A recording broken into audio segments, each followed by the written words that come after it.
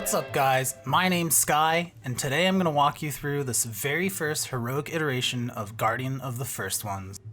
This boss is your standard patchwork encounter with a few simple, unforgiving mechanics, and it has the potential to have a very tight DPS check, but as you'll see in this testing, it's a little undertuned. The concept of the boss is pretty simple. He has an energy bar that gets drained over time. When that energy bar reaches 0, he triggers a deadly 5-second cast called Purging Protocol. This causes massive raid-wide damage and increases its damage done by 100% every time it's cast in succession.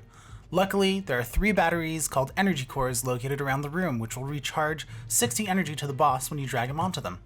Much like Castle Nathria's Sludge Fist and running out of pillars to slam into, your enrage timer on this boss will be the result of reaching 0 energy and having no remaining energy cores left to recharge him. Like many other bosses in Sanctum of Domination, this boss has a pretty classic tank swap combo called Elimination Pattern. First, your active tank will eat Shatter, a big physical damage hit and a 40-second increase in physical damage taken debuff. This means that your co-tank will have to taunt off the Guardian and take the second part of the combo, Obliterate, an even bigger physical hit than Shatter, but it doesn't apply a debuff, so they'll be main tanking from there on out. In our kill, the Guardian did his Elimination Pattern roughly every minute or so. Occasionally, the boss is going to cast Disintegration, shooting a huge laser beam in a straight line telegraph, and it's completely dodgeable. It can be baited onto other players, which has some tech that we'll get more into when we talk about recharging the Guardian. The Guardian occasionally summons a sentry that seemingly patrols around and over random players. If you're caught under the sentry, you're suppressed and dealt a little bit of damage. Just be sure to avoid being directly underneath the sentry, especially if you're a caster, since it'll interrupt you. Sentries also shoot at random players every 0.5 seconds, dealing a little bit of damage. Funnily enough, this was pretty much the majority of our overall damage taken, and it's simply damage that needs to be healed. Sentries are kind of like mosquitoes. The final ability of the Guardian is called Threat Neutralization. This is going to deal a large portion of damage around players in a neatly telegraphed circle. These players simply need to run out and spread out from others, being careful not to clip anybody else. Threat Neutralization on its own is a relatively simple mechanic, but it becomes trickier when you have to recharge the boss in an energy core. Here you can see we deal the first set of mechanics pretty easily and out in the open. Threat Neutralizations run out, people dodge the Disintegration beam, tanks swap on their combo. However, you'll notice that we let the boss reach 0 energy. We position the boss in a way that it's right outside of range of the energy core we're about to recharge him at. We intentionally eat a few casts of Purging Protocol, stacking more and more cooldowns as we get to his second and third cast as they deal more and more damage.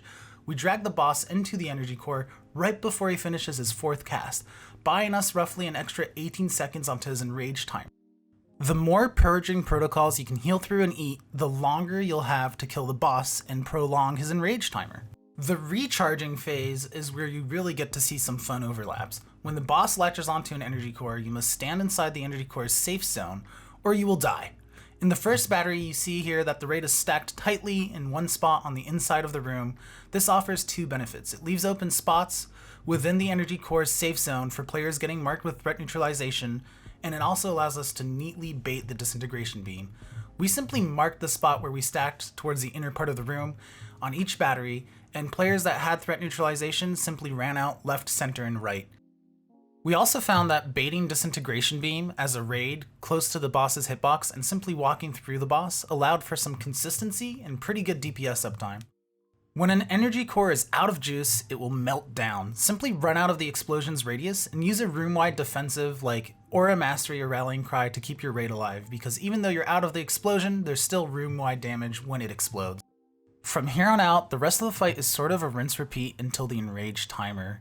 We found it pretty clever CD organization to front-load our very first time recharging the boss and eating a bunch of Purging Protocols there, and then mirroring those CDs and those major defensive abilities such as Barrier Link and Darkness for our 3rd energy core. This means that on the 2nd energy core and when the boss fight ends, we use minimal CDs and eat less Purging Protocols. We found that bought us the most time and made best use of our cooldowns. The trickiest thing with this boss is that there's definitely going to be some different timings and overlaps based on when you drag him into an energy core to recharge him. There's definitely some preemptive pushing or extremely late pushing you could do with your first time recharging the boss that could completely change the timings and how abilities overlap with certain mechanics, just like Zymox. We weren't able to push him in a drastically different manner, but we also came to the conclusion that we didn't feel too much of an impact from different push timings and we felt that buying more time and min-maxing eating more purging protocols was simply a better strategy. Overall, I feel like this boss has really good structure and bones, but it definitely felt undertuned in this first iteration. I'd personally love to see a much higher health pool, and maybe Sludgefist has spoiled me with this concept, but an expose where the boss takes more damage while he recharges? Whatever they have in store for Mythic for this encounter could definitely make or break this boss. Alright guys, thanks for watching. If you enjoyed this video, feel free to hit the subscribe button. You can also find links to all our socials in the description below, including our Discord community server. There you can keep an eye on live content updates, streams, giveaways, or even sign up for our own IMTB weekly Mythic Community Raid and show us what you got.